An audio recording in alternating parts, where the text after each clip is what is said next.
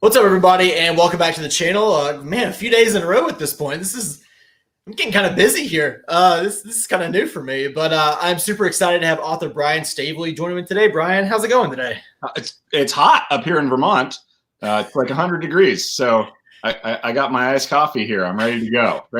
What's going on with the north? Like, you guys are just like getting all the heat, and we're down here like in the high 80s, which is very rare in the south. Yeah. No, I mean, my son is off at mountain bike camp today, and I mean, he seems okay, but every day I'm like, is he going to just expire on the side of the trail? We'll see. I hope not. Yeah, because we're hearing about, like, I know it's fire season, so forth, like in the West, and but everybody's, especially like up in Canada, I'm seeing everybody's like, oh, we got these record highs, and I'm going, man, I think we've eclipsed 90 like a couple of days so far in June, and usually we're like closer to 100 at this point in time. Wow, no, that's not for me. Not for this reason I live up here. Yeah, it's tough. Saps my energy, my will to live. I could imagine. So, kind of like I do always on these chats, I just want to start off, tell me a little bit about yourself. Tell me, growing up, how you got into writing, and then we'll go from there. Yeah. So, I mean, as a kid, I think this is true of basically every fantasy author, so I won't dwell on it, but I read all the stuff, Ursula Le Guin and Tolkien, and I just loved all that. Would, spend like whole weekends on the couch reading Robert Jordan or whatever. And then, in my early adult life, I sort of drifted over to poetry, and that's what I did my undergrad and graduate degrees in. It's all creative writing, but it was all poetry. And that was great, and I loved that time, loved that study, loved writing poems and reading poems. But you can't really make a living writing poetry, as it turns out. There's like four poets in the world who are making a living just doing that. So a very noble enterprise, but not a lucrative one. So I became a teacher. I became a high school teacher, which was an awesome job. I did that for about a dozen years, and I taught all kinds of different stuff. I was really only qualified when I went in to teach English, but they had this weird hybrid job where they were like, "Can you teach some history?" And I was like, "Yeah, I can teach some history. I mean, I want the job. I can teach some history. I got a whole summer to learn some history." So that, I don't know if it was good or not that I was able to do that and found that encouraging, because then I was like, shit, I can teach anything. I'll teach anything. So over the course of those 12 years, I taught stuff like, and this is sort of relevant to the books, which is why I'm talking about this. I taught ancient world history and ancient Mediterranean history, but I also taught world religions, which was kind of a comparative religion course, and a course in philosophy and in literary translation. And all that stuff was awesome, and all of it I had no real business teaching, but I learned a ton, because there's no like spur to learning, like it being 11 o'clock on a Tuesday night and you need to teach about whatever Kant the next day, and you don't understand the thing that you're supposed to be teaching. I mean, I'd have like 6 reference books open and like 9 tabs on my computer and just be like, I just need to understand this one paragraph. I just need to.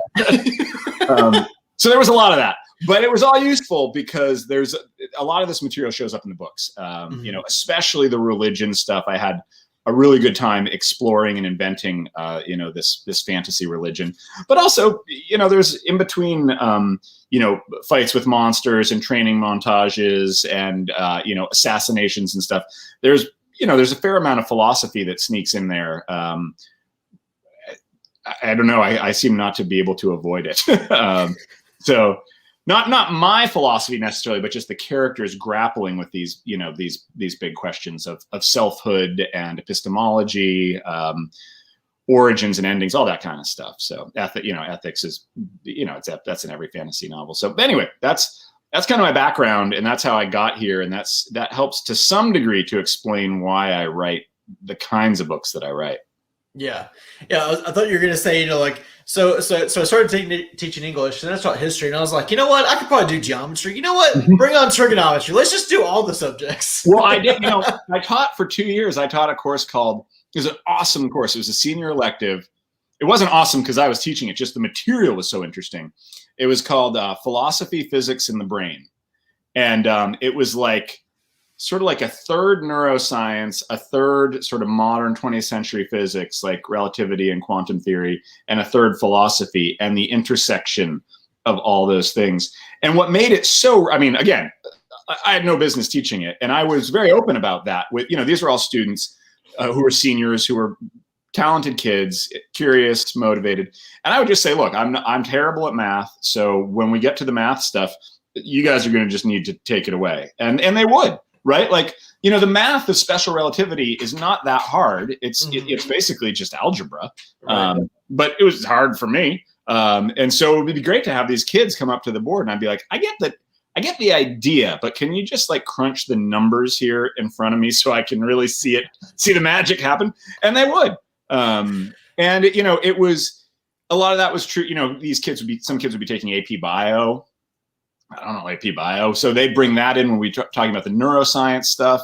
And it was just kind of this big collaboration where we were just exploring together rather than me kind of handing down any kind of wisdom, because unfortunately I didn't really have any wisdom to hand down. But I loved that course. So yeah, it really was like, I was like, I'll do anything. It sounds interesting. Sign me up. I'm just like, I'm seeing the episode of Boy Meets World where Corey Matthews basically tells Mr. Feeney, "Oh, I can teach the class," and they switch. I can just imagine you like sitting out like with the other students, just going, "All right, teach me something." Oh yeah, yeah.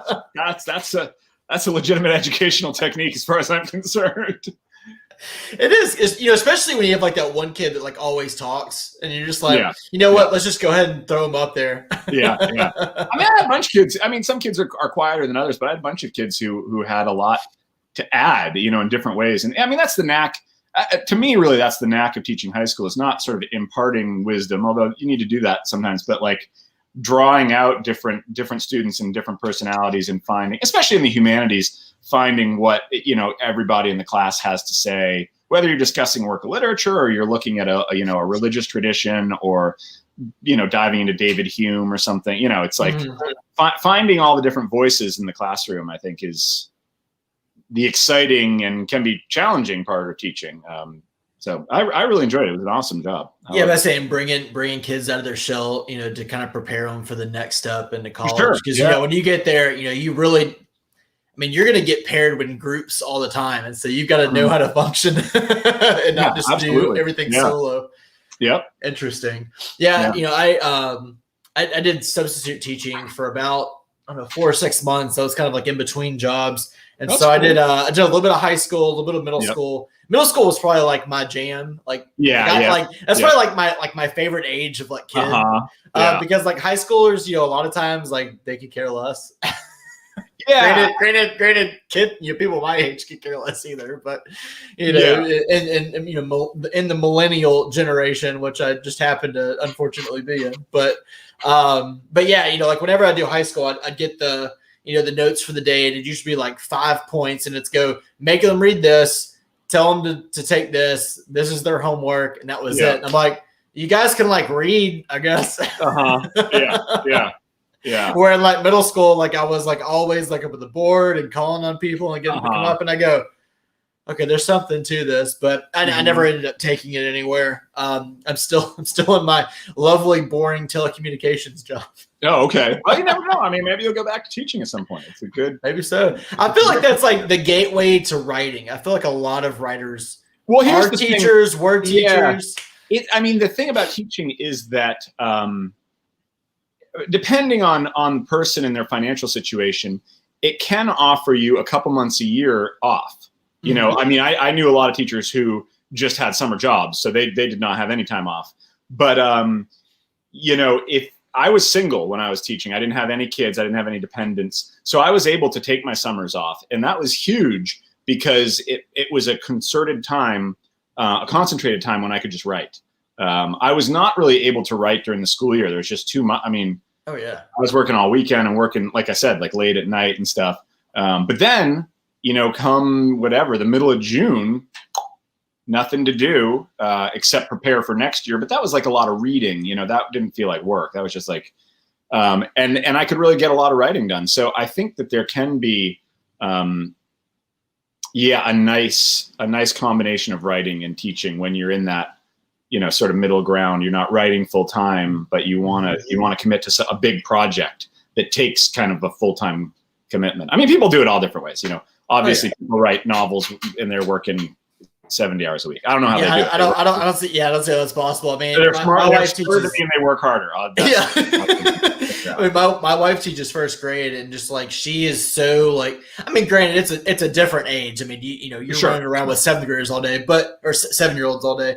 But she just comes home completely exhausted. But man, as soon as like the end of May hits, like, she's just reading voracious. Like, granted, we also have a 1-year-old running around, but there is some downtime with that. Oh, thank you. But I see like Paul Tremblay. He writes while he's also teaching, and I was like, how do you do that? But I'm assuming like weekends. I'm like, weekends, nights. But, his kids are a little bit older too, so I guess that helps a little bit. They're kind of self-sufficient. Sure. Oh yeah, it's huge. I mean, I have a 9-year-old. I mean, 1 is hard, man. Like 9 is almost like having just another little adult in the house. Right.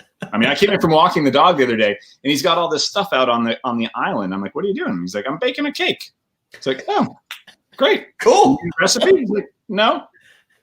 Why are you putting 3 tablespoons of baking powder in? He's like, "I don't know."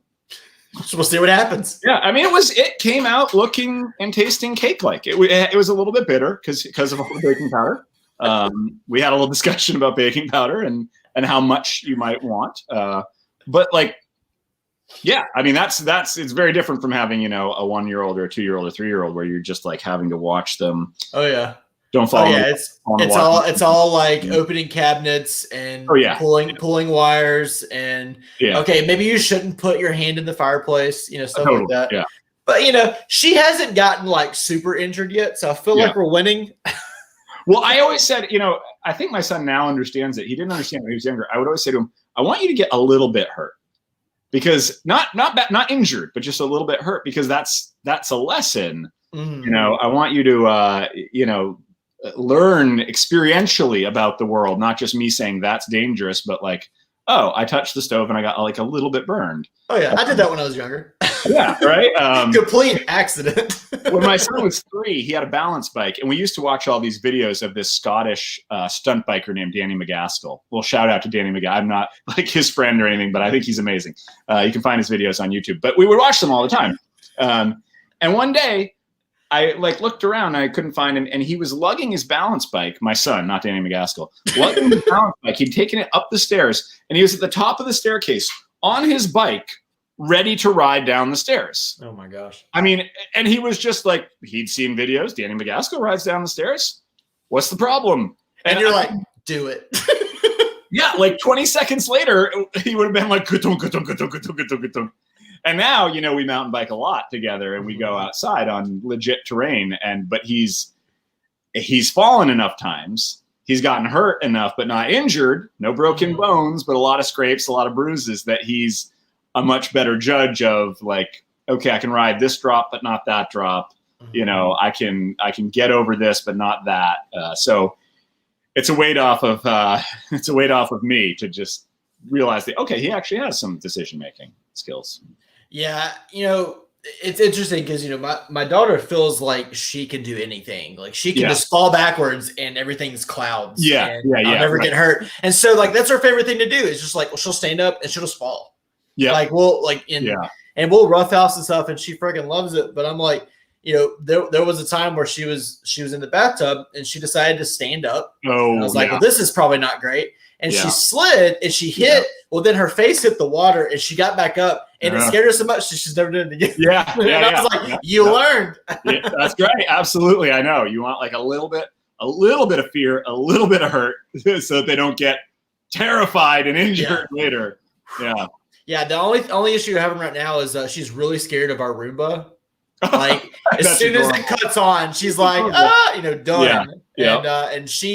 And she'll continue a good 15, 20 minutes after. Like she thinks it's still coming after whatever. Okay, but I will say she has stopped in front of it a couple of times, and it's kind of like ran up on her foot, and she just like died. She's like, I'm dead now. I mean, you're just training her for the robot apocalypse. Honestly, I think that's good. It's good to be scared of those things. Right now, they're sweet, they're meek, they just before. No, that's not gonna last. Until there's just a streak of blood in the kitchen. You're like, where did that come from? This is phase 1. Oh man. So tell me a little bit about, I know you mentioned a couple of authors you read growing up. Who would you say maybe your major influences for your works? Oh, that's a good question. The authors that I read a ton growing up, I don't know. It's always a little bit presumptuous to talk about your influences, right? Because you're presuming that you know what the hell you did in any book that you wrote and that you can trace what's actually happening there. So Ursula Le Guin was somebody that I read compulsively. Wizard of Earthsea I read, like a dozen times. And the following books, Tombs of Atuan and stuff. But I don't feel at all comfortable saying that Ursula Le Guin is like an influence on my writing. That just feels ludicrous. Except that one thing that I love about her writing is the psychological interiority of it. She writes these great plots, these sort of globe spanning, her archipelago spanning plots in the case of the Earthsea stuff. But everything is all about the character and the self, and that's true in Wizard of Earthsea. But there's also this moment in Tombs of Atuan where Ged is down there, and the tombs are starting to collapse, and Ged isn't talking much because you don't really know why he's talking much. But they're trying to get out. They're trying to get out before the tombs come down. It's pitch black and all this stuff. And then he just has a line that he can't do anything else because he's holding up the entire catacombs. And it's not flashy, right? It's not something that would look cool in a movie because the action is the absence of collapse, not the collapse itself. It's not like boulder falling here, boulder falling there, people diving out of the way. It's not that scene in Indiana Jones, right, where he's the boulders rolling after him. Right. It's just nothing is happening outside because everything is happening inside. And that, I think about that scene a lot when I write. Now, whether I achieve anything like it, I have no idea. But that's kind of a touchstone for me, or a goal, is to have matching the outside intensity of action to the interior intensity of action. And sometimes recognizing that the greater action is going to be internal. Sorry, folks, by the way. That was a good good little hit of thunder. We have exterior intensity of action with the thunderstorm. I think about, like, one of my things when I get stuck is I think that, is there conflict in this scene? And then what is the nature of the conflict? And I think that there are sort of three types of conflict. There's environmental, social, and psychological conflict. And I think of those as increasingly intimate. So environmental conflict is like, I'm outside and there is a thunderstorm, right? That's maybe I'm going to be hit by lightning. That's environmental conflict. And then social conflict is, I'm outside, I'm with other people, there's a thunderstorm, somebody says, we need to hunker down here, and somebody says we need to make a break for it. And then our group is split, and we're having a fight. So we have the environmental conflict, now we have social conflict. And then, one person, probably your point of view character, maybe their parents were killed by lightning, although that's very on the nose, so that's kind of a dopey thing. But, they themselves have some personal relationship to the crisis that's going on that they're wrestling with inside of their own mind. There's a movie about Genghis Khan, actually. I don't think it was very good, but one of the things about it is that he was terrified of lightning. That was like his one weakness, which I don't think is historically attested, but I thought it was sort of an interesting, weird thing, especially out on the Mongolian steppe where it's just empty and there's nowhere to hide. Right. So anyway, I think about those three things a lot. This is kind of related to Ursula Le Guin and kind of related to this. And often when I find a scene isn't working, I can solve it by digging deeper into one of those three types of conflict. And even more often, the type of conflict that needs more exploration is the psychological conflict, which I think is really at the root of it. Because, right, if you don't if it's lightning out, but you don't give a shit, or your character doesn't give a shit, it doesn't matter how much lightning is hitting the ground. It's fundamentally an uninteresting scene. Yeah. It's like, here's a character who doesn't care that it's lightning out, and so it's lightning. Fine, right? Whereas you could have a character who, for whatever reason, is terrified of lightning. You don't even need lightning. You just need the hint of lightning, the thought of lightning, a rumble in the distance, right? And then you have like real tension. So I don't know. Back to your question of influences. I don't know if I learned that from Ursula Le Guin, or, she's obviously not the only writer who grapples with interior worlds, but I was struck so much in those Earthsea novels about how much unfolds inside. Yeah. I don't know if I care about lightning. I don't know. Mm-hmm. Well, you hear all these statistics, like it's very rare to be hit by lightning. And I've spent a lot of my life in the mountains, rock climbing, and trail running. And I've chatted with friends of mine, and we're always like, yeah, it's rare to be hit by lightning for all the people in the world, or all the people in America, most of whom are inside a lot of the time. It's not that rare if you were on top of the Grand Teton. All of a sudden, if you're on top of the Grand Teton after 2 p.m., your odds of being hit by lightning are like, 1 in 20. Right. Right. So, yeah, I think a lot about lightning when I'm up in the mountains. That's how I spend my living room. Yeah, or riding a warhawk. Yeah, right. When you're a lot closer to them. It's interesting. I haven't done anything with the Kestrel and lightning. Feels like an oversight now. Yeah, maybe I'm onto something. Yeah, my dad was he was an airline pilot, and lightning was something that they thought about a lot, flying planes. So it seems like it would also be something you think a lot about, flying Kestrel. Something for the next book. Something for the next book.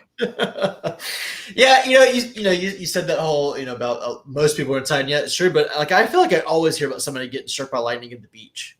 Like there's always somebody. Like the first week the beach is like open for summer. Yeah. There's like always at least one person that's struck, and typically they've been struck before.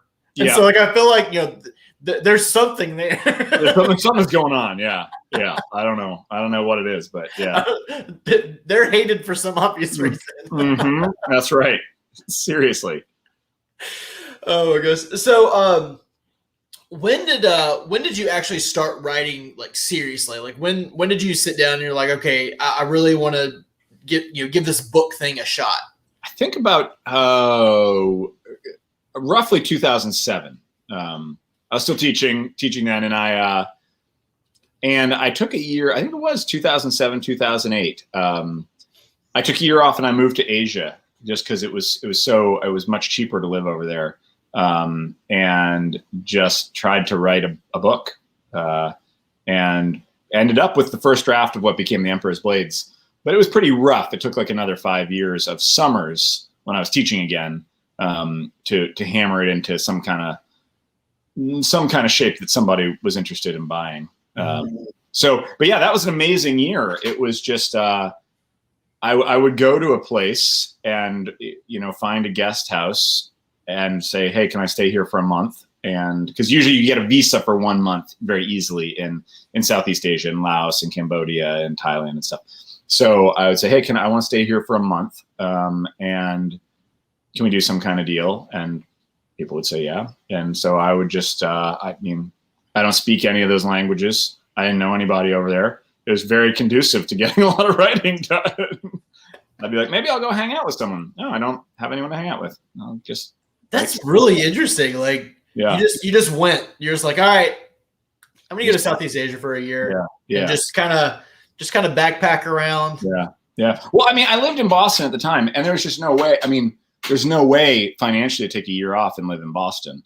It just the dollars and cents didn't work. But things are just a lot cheaper, and especially back then they were a lot cheaper in like especially rural Southeast Asia. And it was an awesome experience just to be over there. And, and I did actually, sort of make some friends. I volunteered in Laos. I volunteered teaching English at kind of a local, it wasn't even a school. It was just a place for local folks of any age who wanted to learn English. They could go there. And so I got to know some people through that, which was really cool. A similar thing happened up in China, up in southwestern China. So it was an amazing experience. And I kind of set me on the track to writing the first book. That's really interesting. That just sounds like a once in a lifetime type experience. Yeah, it was. It was very lucky to be able to do it. Yeah, man. Have you like written down about like all your travels through that year? Like that'd be an interesting read, I'm sure. I haven't. Yeah, I really. Yeah, I know. I've never been good about keeping a journal or doing any kind of like memoir type stuff. It's just I just kind of flows past me. You're kind of like, you're probably just one of those that just like takes it all in, and you're not not the one that just has to take all the pictures. You're just like, I want to experience it, firsthand. Yeah. Well, instead of like reminiscing about it afterward. I'm terrible at going to see the thing you're supposed to see, like in the place. So I live in these places for a month, and there would be like 3 major tourist attractions. I'd be like, okay, this time I'm going to see those things before I leave. And then I'd be like, oh, time's up. I didn't see the Buddha cave or, the famous waterfall or whatever, whatever the hell it is. Yeah. Yeah. So I don't know, maybe I'll have to go back and do the whole trip again, but this time actually, go to that beach and go to that cave and go look at that beautiful thing, which I missed. Actually like playing it out before you go. Yeah. I mean, I don't know. I mean, partly it was just, I was so in the mode of writing that I was like, this is my priority. This is what I'm here to do. But also, I don't know. It's just kind of doing my own thing. I did see Angkor Wat, which is, that temple complex in Cambodia, which is incredible. I would have been furious with myself if I hadn't seen that. I had a great couple of days mountain biking through that. That was very cool. There you go. You didn't miss everything, clearly. I mean, across the year, I have to imagine you saw quite a bit. So it's not like you're just like, man, I wasted an entire year. No, not at all. It was an amazing year, but I guess I missed some of the major highlights that other people have seen. But I probably, I had a lot of weird little off the beaten track experiences. I gotcha. Talk a little bit about your writing process. So, I'm sure it's changed since 2007 when you really started diving into it. Do you plot everything out? Do you write outlines? Do you just fly by the seat of your pants for everything? Yeah. Do you have to throw away massive chunks of books to get to your finished product? Yeah. I have things that I know I want to do. I have characters that I want to write and explore, and I have situations that I'm excited to depict and explore. I mean, most of it is exploration. Exploration, I think, is the main word, which explains why I don't outline, because I don't. The whole territory of the book is like sort of uncharted land to me that I need to go in there to find out. I know some stuff that's in there, right? I can see like that peak in the distance, and I can see that there's like a river valley over here, and I can sort of be like, wouldn't it be cool if I went up that river valley and ended up at that peak somehow? But like, what's in that river valley? Beats the shit out of me. How hard is that peak to climb? Beats the shit out of me. So that's where, there's a lot of backtracking and a lot of second guessing and rewriting. I have a book coming out next week, this coming Tuesday, July 6th, called The Empire's Ruin. Oh, do you? And I did. It just so happens. Is that what we're doing this? Here, this is the UK cover. Oh, so pretty. The Empire's Ruin, which I have to say, I think is the best UK cover for my books yet. I really like, actually captures a lot about the book. And then this is the US cover. All the US books, all the US art is by Rich Anderson, and he's amazing. He really is. Yeah. No exception. I love this cover. So that's Gwenna, who's a special forces soldier. She's a major character in this book. Also, by the way, check this out. Look at the difference in size of these two books. Right? Good night. The UK one is like... I feel like I definitely read the UK one. It's the exact same book, but just like, they made the decision in the UK that it would... probably that people wanted a big book, right? The US one has this like rice paper that's like so thin, so they could get it, more reasonable size. But yeah, it's a monster book. It's my longest yet. It's over 300,000 words.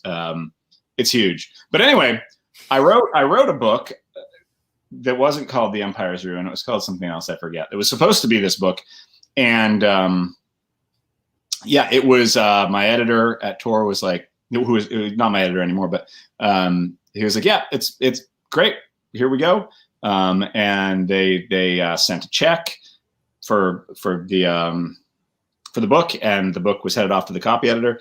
And then my agent called at like 9:30 on a Friday night. I was in bed, and which tells you something about my social life on Friday night, but killing it. She was like, yeah, this book, Brian, it's really not good. Oh shit. And I knew that it was not, I knew it wasn't good, but I was hoping that I was wrong. And she was like, no, you're not wrong. It's bad.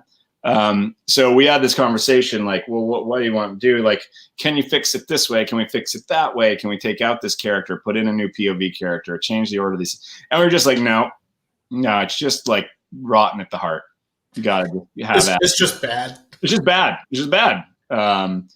And so, yeah, we pulled the book out of the publication process. I was like, very, very sorry. I will try again.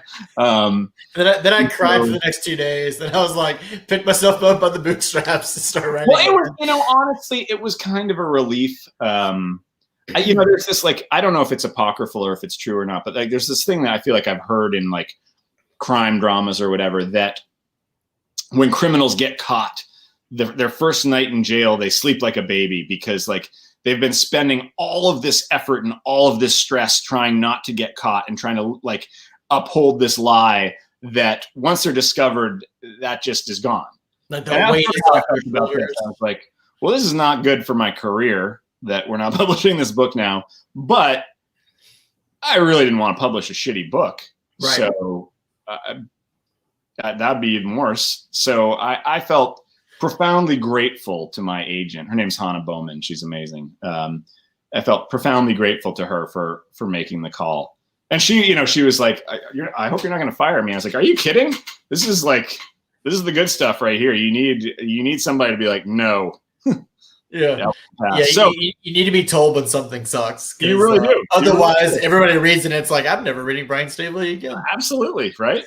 Especially if it's the start to a new trilogy. You really don't want the start of a trilogy to suck. You don't want those people to go, it gets so much better, I promise. Yeah, like because nobody. It doesn't matter. Once you write a crappy first book to a trilogy, you're up a creek. Oh yeah. What do you need? You pretty much have to finish writing the trilogy, but nobody's going to read book 2 and 3 if book 1 stunk. So like you have to spend 2 years of your life writing these books that nobody's going to read. And it doesn't even matter if they're awesome because you already have a crappy first book. So the whole thing is kind of busted. Yeah. But say, I don't know if you could ever like finish a trilogy and then like, I think I'm going to go back and rewrite book 1 and then maybe I can sell it as a set. Mm-hmm. Mm-hmm. I mean, I understand the temptation why people would want to do that. I mean, you really don't want any of the books to stink, right? No. You want them all to be good, but people are more forgiving. It's sort of like the last season of Game of Thrones, the TV show. It seems like the consensus was pretty much that was lousy, but people were like, like you've already watched 6 seasons. You're going to watch the 7th season, and it had the highest viewership of any season. So if you're gonna botch it, you want to botch the last book, not the first book. Not that you want to botch any of the books, but that's the tactical way to do it. Yeah. I always feel like everybody talks about like the middle book always has the second book syndrome. Like it's always a little bit of a letdown, and it comes back up for the third book. Yeah. I don't know many series that just kind of continue along the same lines. Now, with an exception, I would say the Red Rising series, the first 3 books. Golden Sun is like my peak still. Now, Dark Age is phenomenal. Granted that when it's the second book, so like I feel like Pierce always peaks at his second book or his third book. What did you think about my first trilogy? Which was your favorite of the 3? Probably still the first. What's that? Probably still the first. Granted, I have to say now that you have a prequel, Skull Swarm's probably still is my favorite. I think Skull Swarm's the best of those 4. It's so good. But I think I'm curious. I'm gonna just look. I don't know what is. I think they all have pretty similar Goodreads ratings. I'm just. Can you still probably see me? So. Yeah, probably so. I'm just curious because this is like the aggregation of tens of thousands of readers. Right. So like, what's the deal? Yeah. You got your mix of trolls in there. Yeah. I mean, they're all pretty tight. Like Emperor's Blades is the lowest rating at 4.05, and Providence of Fire is the highest at 4.12. So that's like 0.07 is the range. Yeah. For all 4 of those books. So yeah, it's so interesting. So there you go. You kept it consistent. So yeah. Props. I mean, I think that Providence is the best of the 3, but the writer's opinion is always suspect, right? Right. Never trust a writer talking about their own books. That's insanity. Who does that? Mm-hmm. Well, can you talk a little bit about, for those who haven't read Chronicle, can you kind of give an idea of what the series is about? And I mean, you want to start with Skullsworn, you can. If you want to come back around to it, since it came kind of after that original trilogy. Yeah. So The Emperor's Blades follows 3 adult children of a murdered emperor. One of the children is a monk, one is a special forces soldier, and one is a politician. And they are trying to unravel the conspiracy that led to their father's death. And the conspiracy, and this is not particularly unique in epic fantasy, is very, very old. It's, thousands and thousands of years old. But one of the things that I wanted to explore was the relationship between the siblings, because they were raised separately. So even though each of them is, in theory, on the same side of this conflict, their approach to the conflict is wildly different, sometimes so different that they're like murderously at odds with each other. So, I'm always intrigued by real world politics, because if you try and read about any political situation, historical situation that has any complexity at all, take World War II, for instance, but you could take almost any historical event. You want to boil it down to like, well, there's this side and that side, and they fought. But the conflicts within one side I find fascinating. Like, these people all want the same outcome, and they hate each other. And sometimes they're willing to kill each other, despite the fact that they're trying to get to the same outcome and they're fighting the same enemy. And so I was really interested to explore that with these 3 siblings in my book. And they're very different people, because they have very different training. Adair has been in the capital the whole time. She's been raised around the politics and backstabbing of the imperial palace. She's like totally different background than Caden, who's been off in the mountains, sort of learning to be a monk, learning to empty himself and transcend his emotions. So, it's no surprise that they're going to have different approaches and different solutions to the same problem. And then Valen, of course, he's essentially a Navy SEAL of the fantasy world. The Ketrol in my books are a special forces order, and they ride these massive birds, also called Ketrol, eponymously named, into battle. They ride on the talons of the birds, and they operate in small teams, and everybody in the team has a specialty. So there's a sniper and a medic and a demolitions expert. And so Valen, that's been his upbringing, and that's his background. And so, of course, when they sort of come together to try to solve this problem, they're going to have radically different approaches and solutions. And then I had a lot of fun with, the quote unquote bad guy, the antagonist of the whole thing. I was pleased to explore an antagonist who was really fundamentally opposed to the human order, but for actual reasons rather than just they want the world to burn and be miserable and shitty. I said just because. I mean, so many antagonists. It's like, what's the end game for this guy? Like, just live in a puddle of shit and where all the sky rains down lava? Like, why do you want that? Why does anybody want that? Right. People don't even want that. Yeah, so, Thanos, what's your end game, bro? Yeah. Like, what? That's just it? Like, I just want peace and live in a cabin. Like, Mordor looks horrible. Why would anyone want to live there? Like, right?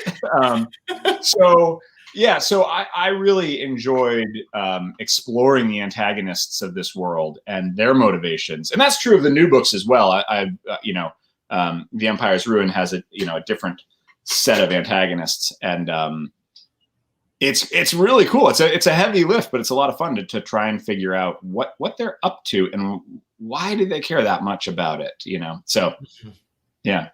What made you want to go back and write a prequel to the Chronicle series? Well, you know, so Skullsworn is the prequel, and everyone loved this one character, Pyr Locator. She is a priestess of the god of death, and she's an assassin, but she's not like a grim and grumpy assassin. She's a very cheerful person who loves life, sort of a hedonist, loves the good experiences of life, has a good sense of humor. So people love, but she's at the same time, she's incredibly deadly and ruthless and will just cut your throat.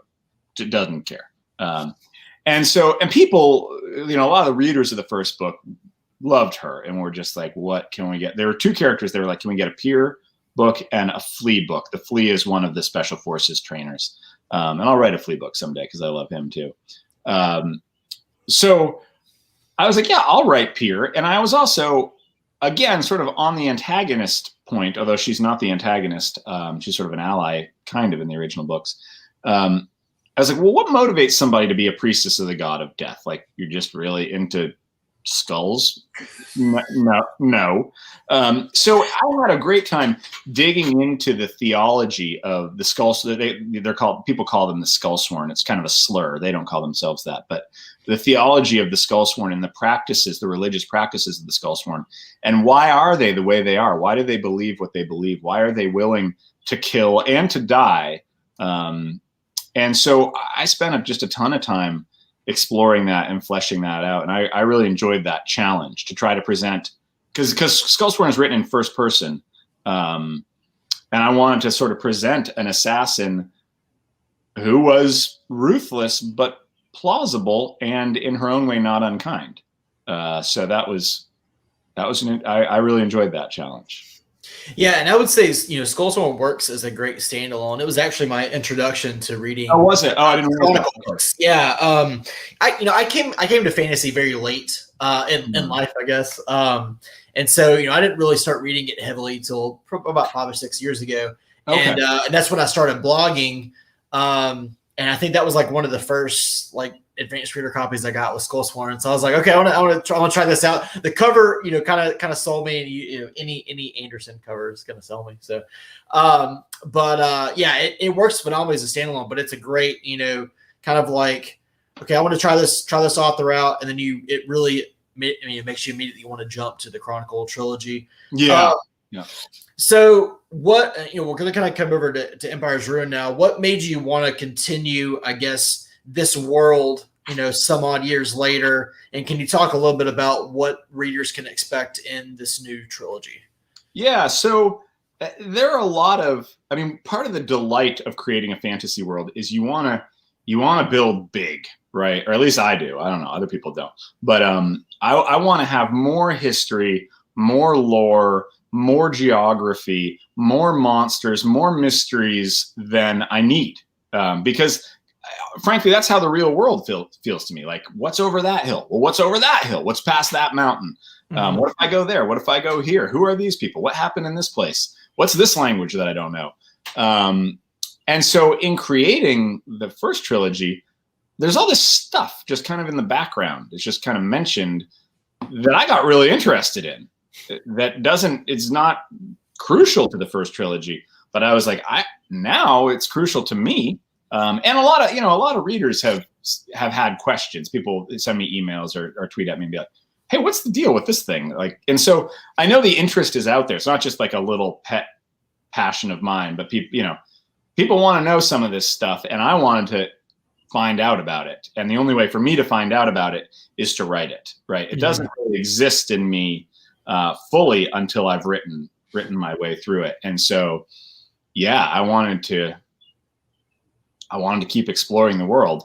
And then, I would say in the Emperor's Blades, I had a set of things that I wanted to do, a number of fantasy tropes that I wanted to explore in my own way. And I did. And in some cases, I was very pleased with what I managed to do. In some cases, I was like, I could probably do that better, and I'll come back to it.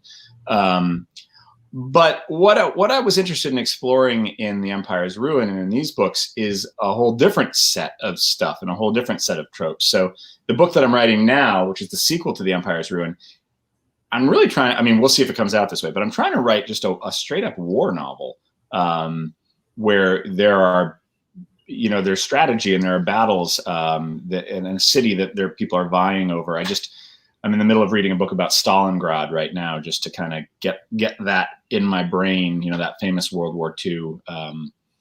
So it doesn't even feel right to call it a battle because it lasted for so long, but.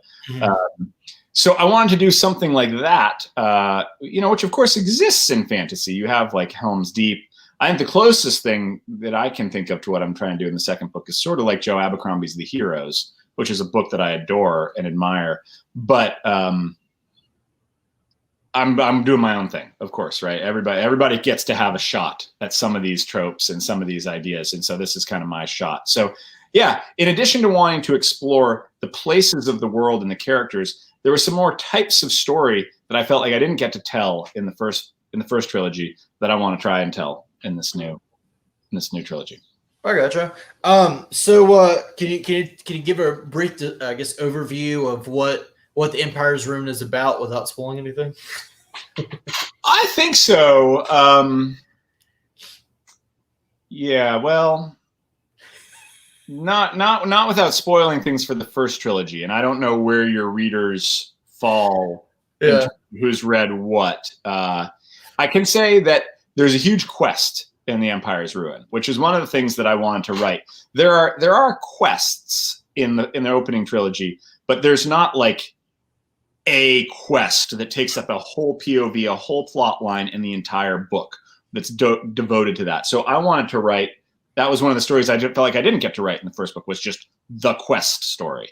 Yeah. So there's a huge quest that spans, basically the entire globe.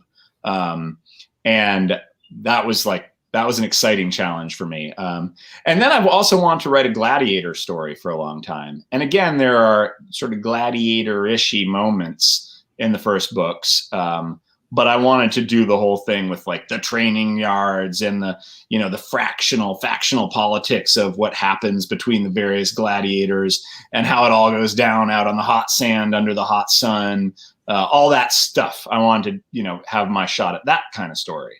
Mm-hmm. So those are two of the plot lines. And then the third one, I have this monk from the Emperor's Blades who, you don't find out what happens to him in the Emperor's Blades, but he's an orphan. He went to study with the monks. He'd been a thief as a child, and then the monks got him. There's basically like, you can go study with the monks, or we're going to kill you. So he's like, I'll take the monks, please.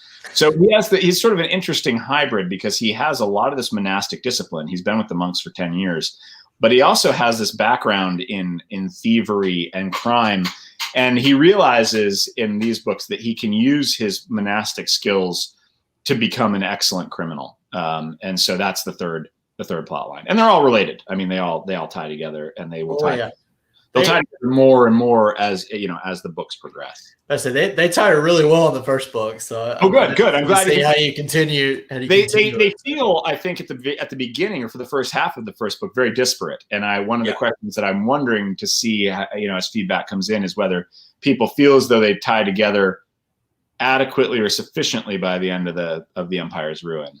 Because you're basically reading three different books. If you want to take each POV, and then you slowly start to peel away the layers, and you're like, that okay, got it. That's how it all ties together. So yeah, you did great, kind of cinching the knot at the end, but leaving it up, to go. All right, well, now what's going to happen? So it's really cool to know there's going to be a war or battles in the next book, so I'm interested to see how that goes. Absolutely. But yeah, so no, not spoiler, but yes, this takes place. Is it 10 years after the first trilogy? 5 years. 5 years after the first. Yeah. So and I've seen multiple people, and I even answered a question the other day about it, but multiple people have asked, do you have to have read the first trilogy before you read this one? And again, it's really kind of like a reader's taste sort of thing. If you want to have the first series kind of spoiled, then you can read this one first. But see, I haven't finished the third book in the first trilogy. So I just, I happened to get a copy of this. So I was like, I'm going to jump right onto it. And honestly, it reads great even if you haven't read the entire first series. And I don't really mind spoilers that much. I mean, you can't get on social media without something being spoiled for you daily. So right. But you know, if you have no kind of connections to these characters to begin with, it really feels like a first book. And you kind of want to know, well, what happened in the past? Because I know there's some stuff clearly here because you kind of get the emotions and you get flashbacks and so forth. So I feel like it's one of those things where if you haven't read the first series, you're gonna want to go back and read it. Yeah. Or if you just have time and you have all the books and you haven't read them, just go ahead and read them in order. read everything. Read everything. Yeah, just all the books. All the books. Absolutely. So do you have a title for the next book that you can share yet, or is that still hush hush? I do have a title. Actually, it's very early for me, but I think we want to do like a title cover reveal, so I should probably keep it under wraps. Ooh, okay. Yeah. I'll be on the lookout for that then. No, you're good. So Glenn wants to know, so the new book, you know, clocks in over 300,000 words. Are you anticipating the rest of the series being that long? God, I hope not, but who knows? I didn't anticipate this one being that long. Yeah, I mean, it's like, we tried at one point to figure out if we could break it into 2 books because that would have been nice, but no, there wasn't a great way to do that, which... What can you do? It's a chunk. I mean, you know, I went from reading Shadow of the Gods by John Gwynne, which I thought was a pretty long book. I mean, you know, you know, with early copies, you don't have a page count, so it's all location based. So I'm like, you know, 8,000 to 10,000 is a pretty chunky book. And then I open yours 17,000, and I go, this is 2 books. I mean, it's a monster. Yeah, it's huge. I wish I could write. I mean, Skullsworn's pretty short. So if you want to see, I mean, that's what I tell people about Skullsworn. If you want to see if you like my writing without like diving into a huge trilogy, read Skullsworn. They're small. I mean, it's just over 300 pages. Yeah, I think it's like 100. I think it's 120 something thousand words. So it's like a third of the Empire's Ruin. So last question I got for you, and we can wrap up. Have you read anything recently that you'd recommend? I'm just finished a book about the Donner Party called "The Indifferent Stars Above." It's nonfiction. It's about, you know, that group of settlers who are moving to California and got stuck in. This is in 1848, and they got stuck in the High Sierra in the winter, and you know, many of them died and resorted to cannibalism. And it's sort of a gruesome story, but fascinating tale of how different humans react to the same catastrophe and the same danger and the same terror. So yeah, I forget the name of the author. I don't have it right here on me, but I almost feel like you've read that before because I feel like getting glimpses of that in Empire's Ruin.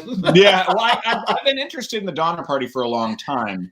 That's the first time I've read this book. So yeah, it's called "The Indifferent Stars Above." I would recommend it. Yeah, it's not for the squeamish. A lot of cannibalism.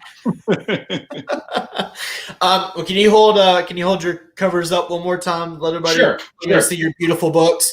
And UK. I want to give a shout out to the Broken Binding, which they were lovely enough to send me a shirt. You can actually get a signed copy of Empire's Ruin, the UK version, on their website. We'll share a link below, and there's the beautiful US version.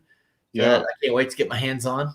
And you know what I'll do? I have a local bookstore. I just went down there today to sign a whole batch of books for people, and I'll give you the link to them. And you can go on their website and you can say how you want your book inscribed. So some people just say, I just want it signed.